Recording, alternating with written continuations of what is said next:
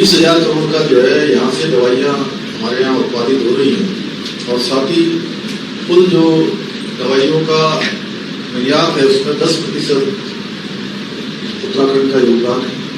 और साथ ही साथ जो एक बहुत हम लोगों के समय की डिमांड भी है और उत्तराखंड की आवश्यकता भी है। जहाँ आप दवाइयों का उत्पादन कर रहे हैं वहीं आप रोजगार देने का भी काम कर रहे हैं और 10 लाख एम्प्लॉयमेंट देने का भी काम कर रहे हैं। उस संस्था के अध्यक्ष doctor R K. Jain, Shri R K. Jain ji, हमारे दूसरे जैन साहब जिन्होंने शुरू किया और यहाँ पर आए हुए विभिन्न उद्योग समूह से जुड़े हुए सभी, फार्मा इंडस्ट्री से जुड़े हुए सभी हमारे प्रतिनिधिगण, स्वास्थ्य विभाग के सभी अधिकारीगण, सभी कर्मचारीगण, उपस्थित पत्रकार मित्रों एवं छायाकार बंधु, आज का दिन हमारे लिए बहुत ही महत्वपूर्ण दिन है और वास्तव में इस बिल्डिंग के अंदर आकर लग ही नहीं रहा है कि हम देहरादून की किसी बिल्डिंग में आए हैं। और मैं भी जब आया था तो मुझे पता नहीं था, मैं तो सोच रहा था केवल ये FDA भवन का ही जो है इसका ही मुझे लोकार्पण करना है और अंदर जब आकर हमने देखा कि एक से अच्छे कोई दवाइयाँ भूलने वाली मशीन लगी हुई है, कोई डीप फ्रीजर लगे हुए हैं, कोई इंस्यूलेटर रखे हुए हैं, कोई इंक्यूबेटर रखे हुए हैं, तमाम जब हमने अंदर जाकर देखा हमको इस दवाई तो तब जाकर मालूम चला और एक से एक अच्छे उपकरण यहाँ पर आए हुए हैं। तो निश्चित रूप से ये हमारे लिए, हमारे प्रदेश के लिए, फार्मा सेक्टर के लिए बहुत बड़ा दिन है। मैं इसके लिए आप सबको बधाई देता हूँ, आप सभी को शुभकामनाएं। और इस प्रयोगशाला के बन जाने से, इस भवन के चालू हो जाने से, जहाँ औषधि नियंत्रण इसकी दिशा में एक बहुत बड़ा काम होगा। अभी तक मैंने पूछा था कि ये काम कहाँ से होता है, तो मुझे बताया गया कि ये काम अभी तक रुद्रपुर में होता था। तो निश्चित रूप से इससे जहाँ बहुत सारा हमारा समय बचेगा, बहुत सारी मैन पावर बचेगी, बहुत सारी जो अनावश्यक जो हमारे खर्चे होते थे उस पर भी रोक लगेगी और तत्कालिक रूप से हमको सुविधा मिलेगी। जहाँ अच्छा भवन ये 6 करोड़ से भी अधिक की लागत में बना है और 13 करोड़ से भी अधिक इसमें जो औषधि के नमूने और ये सब जांचने के लिए प्रयोगशाला स्थापित की गई है, इसका अपने आप में बहुत बड़ा रोल आने वाले समय में होगा। क्योंकि 300 से भी अधिक फार्मा कंपनियां यहाँ पर काम कर रही हैं और मैं माननीय प्रधानमंत्री जी से भी जब भेंट करने गया था तो मैंने उनसे अनुरोध किया था कि हमारे यहाँ पर फार्मा के क्षेत्र में भी एक बड़ा संस्थान उसके संयोजन के लिए आप सब लोगों के लिए संयोजन और आप सब लोगों का एक तरह से कहीं न कहीं पर एक ऐसा स्थान होना चाहिए कि जो फार्मा के उपयोग के लिए आगे बढ़ने वाली चीजों को व्यवस्थित करने का काम करे। तो माननीय प्रधानमंत्री जी ने मुझे आश्वस्त किया है और वैसे भी भारत की सरकार माननीय प्रधानमंत्री मोदी जी के नेतृत्व में मार्गदर्शन है, स्वास्थ्य का क्षेत्र हो या कोई अन्य क्षेत्र हो, हर क्षेत्र में हमको प्राथमिकता देती है। और इसका उदाहरण है हमारे सामने ये FDA जो भवन बना है, ये वास्तव में देखिए 1910 के रेशो से बनने वाला कैसा कार्य। तो ऐसी योजनाएं हमको सरकार होती है। यही नहीं, जब हमारे यहाँ पर एक एम्स संचालित है, ऋषिकेश में एम्स चल रहा है, इसमें हजारों लोगों को आज ओपीडी की सुविधा मिलती है, उत्तराखंड और उत्तराखंड से बाहर के लोग। वही हम लोगों ने माननीय प्रधानमंत्री जी से अनुरोध किया कि उत्तराखंड के अंदर हमको, क्योंकि दूरस्थ क्षेत्र है, तो एक एम्स कुमाऊं मंडल में भी खोलना चाहिए, वहाँ के लोगों को भी जरूरत है। तो मैं प्रधानमंत्री जी का धन्यवाद करना चाहता हूँ कि उन्होंने हमको दूसरा एम्स भी वहाँ पर खोलने की स्वीकृति बना दी है। और इतना ही नहीं कि उसका शिलान्यास भी हो चुका है। हमने सरकार की तरफ से 100 एकड़ जमीन जो है वहाँ पर उसमें स्वास्थ्य विभाग को हस्तांतरित कर दी है। जल्दी ही उसमें भूमि पूजन और अपनी जो हमारी प्रक्रिया है वो होकर उसमें जल्दी ही निर्माण कार्य प्रारंभ होने वाला है। इसके अलावा अनेकों क्षेत्रों में मैं हर बार कहता हूँ कि बहुत सारे लोग ऐसे हैं जो यहाँ पर हर बैठक में मुझे मिलते हैं। ये इस बात को दिखाता है कि हमारे यहाँ पर सभी लोग आगे बढ़ना चाहते हैं, आगे प्रगतिशील हैं, हर क्षेत्र में प्रयास करते हैं। तो फार्मा का क्षेत्र हमारे लिए वैसे भी बहुत एक ऐसा क्षेत्र है कि हमको देखिए यहाँ पर प्रकृति प्रदत्त बहुत सारी चीजें मिलती है।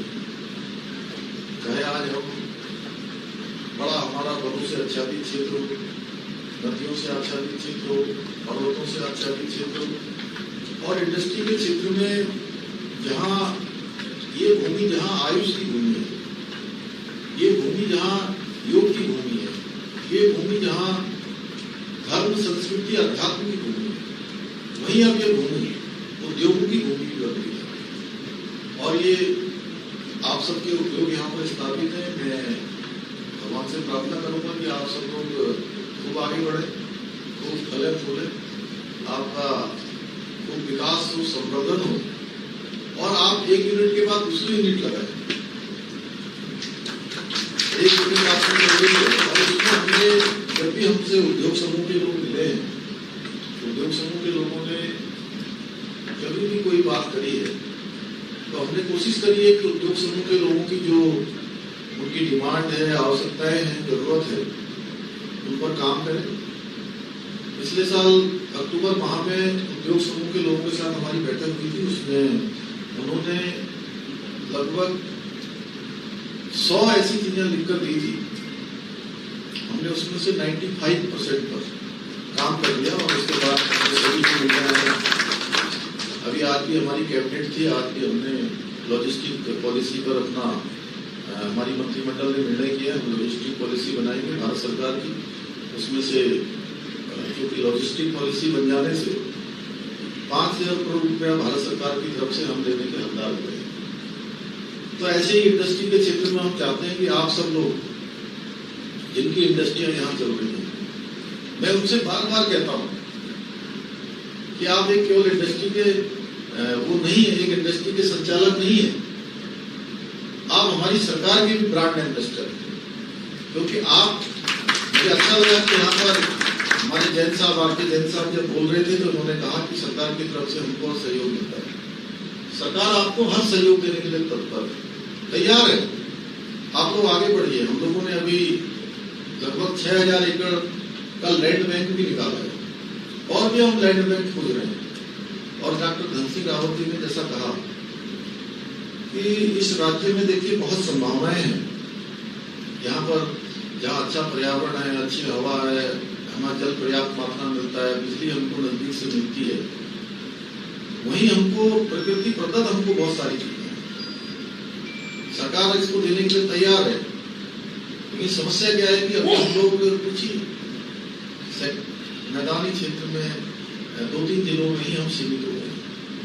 हम अगर थोड़ा ऊपर बढ़ेंगे तो उसमें भी आप लोगों से मैं कहूंगा कि आप लोग आइए, हमारे माननीय मंत्री जी के साथ बैठक करिए, और एक बैठक में कि भाई आपकी इंडस्ट्री अगर कहीं आपने अन्य स्थानों पर भी लगानी है। क्योंकि राज्य में क्या हो गया है कि हमारे यहाँ जो भी जितना विकास है उसमें जो पर्वतीय जिले हैं वहाँ पर संसाधन भी हैं, वहाँ पर तमाम चीजें हमको मिल सकती हैं। हमको जो रॉ मटेरियल है वो भी मिल सकता है जिसको हम कहते हैं। लेकिन अभी वहां जाने के लिए हम लोग तैयार नहीं है। कई बार हम जिलों का निकालते हैं, जैसे मैं कल रुद्रप्रयाग गया था 3 दिन पहले, तो रुद्रप्रयाग में हमने टोटल उत्तराखंड की जीएसडीपी में वहां का प्रतिशत पूछा तो मात्र 2% है। चमोली का भी इतना ही है, और चंपावत का भी इतना ही है, बागेश्वर का भी इतना ही है, पिथौरागढ़ का भी इतना ही है, उत्तरकाशी भी इतने में ही है। तो बहुत असंतुलन है। इस दिशा में हम सबको सोचना चाहिए। और मैं आज के इस अवसर पर खाद्य सुरक्षा के अंतर्गत ईट राइट इंडिया कैंपेन की ओर भी आप सबका ध्यान आकर्षित करना चाहूंगा कि इस अभियान से जहां अल्प पोषण, सूक्ष्म पोषक तत्वों की कमी, मोटापा, उच्च रक्तचाप, मधुमेह, हृदय संबंधी बीमारियों से बचाने हेतु खाद्य पदार्थ और स्वस्थ आहार के महत्व से भी अवगत कराया जाता है। आज असंतुलित खाना खाने से, इनकी आदतों के कारण से बहुत बड़ी संख्या में हमारे देश के लोगों की जो है मौत हो रही है और ये आंकड़ा बहुत बड़ा है, 5 लाख के लगभग आंकड़ा है। और हमें ये भी संकल्प लेना चाहिए कि हम हर हाल में इस स्थिति को सुधारेंगे। और जैसा माननीय मंत्री जी ने कहा कि आप सब लोग, क्योंकि भगवान ने आपको बहुत मौका दे रखा है, भगवान की बड़ी कृपा है आपके ऊपर और आप उद्यम भी कर रहे हैं, लेकिन इसके साथ साथ आगे बढ़िए। क्योंकि क्या है कि कई बार अपने लिए तो हर कोई जीता है, अपने लिए तो वो जो हमारे जानवर होते हैं वो भी सब काम कर देते हैं। हम सब लोगों को थोड़ा आगे आकर, जैसा अभी टीबी के क्षेत्र में, अनेक क्षेत्रों में, स्वास्थ्य के क्षेत्र में हम लोग काम करते हैं। विभिन्न अवसरों पर, अभी जहाँ कोरोना आया था तो उस समय में आप सब लोगों ने आगे आकर दवाइयों का वितरण किया था। किसी ने मास्क बांटे थे, किसी ने सैनिटाइजर बांटे थे, किसी ने ऑक्सीमीटर बांटे थे, ऑक्सीजन के सिलेंडर बांटे थे, कंसंट्रेटर बांटे थे, पीपीपी किट बांटे थे, बहुत सारी दवाइयां बांटी थी। वहीं अगर हम अन्य क्षेत्रों में भी आकर अगर लोगों के जीवन को उपजाने का काम करेंगे, उठाने का काम करेंगे, आगे बढ़ाने का काम करेंगे, तो निश्चित रूप से मैं दावे के साथ कह सकता हूँ कि आपका ये जीवन तो सफल होगा ही होगा, इसमें कोई शक नहीं। क्यों डॉक्टर, कोई शक है? अगला जीवन भी, आने वाले हर जीवन में आपको सफलता का मार्ग भगवान दिखाएंगे और आपको आत्मिक शांति होगी। पुनः मैं आप सबका आज के इस अवसर पर अपनी तरफ से बहुत आप सबका स्वागत करते हुए कि आप सब लोगों ने इस कार्यक्रम में भाग लिया। और हम लोगों ने भी लक्ष्य ले रखा है कि 2025 जब हमारे राज्य का स्थापना का 25वां वर्ष हम जब मना रहे होंगे, 25 साल जब हमारे राज्य के पूरे होंगे, तो उसमें फार्मा सेक्टर का भी बहुत बड़ा रोल है।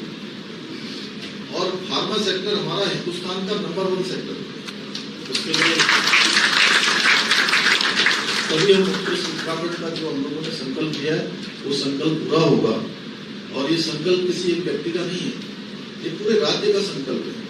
और ये राज्य का संकल्प तभी पूरा होगा जब हर किसी की आहुति इसमें पड़ेगी, हर कोई इसमें योगदान देगा। और मुझे पूरा विश्वास है कि आप सबका सहयोग, आप सबका मार्गदर्शन और आप सबका सहयोग इसमें प्राप्त होगा।